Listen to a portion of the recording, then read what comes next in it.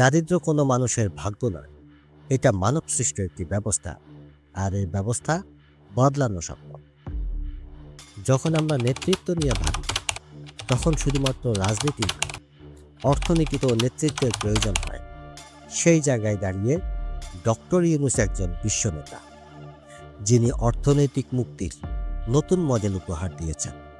Micro credit ও গ্রামীণ bank, এছাড়াও বিশ্বকে দিয়েছেন সামাজিক ব্যবসার ফর্মুলা, 3-0 ফর্মুলা।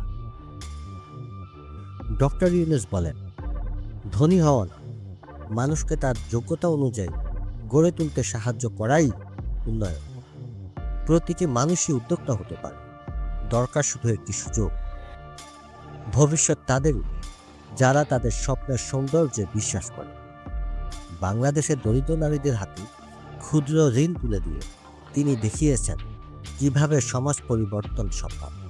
আজ এই ব্যাংকের 97% গ্রাহকই নারী, যারা শুধু ঋণই নেন না, গড়ে তোলেন ক্ষুদ্র উদ্যোগ।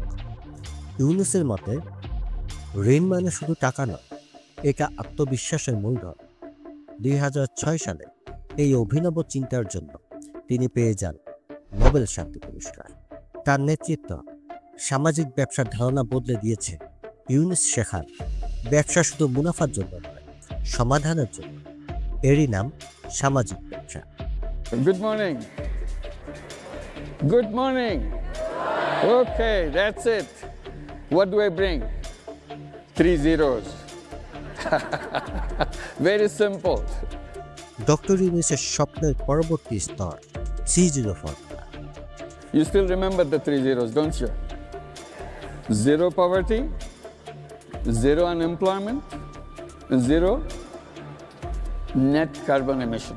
তিনি বিশ্বাস করেন, অসমতা বাড়লে শান্তি থাকে, 3-0ই পারে ভবিষ্যৎ প্রজন্মকে বাঁচাতে। So these are the 3-0. That's what I have defined for myself.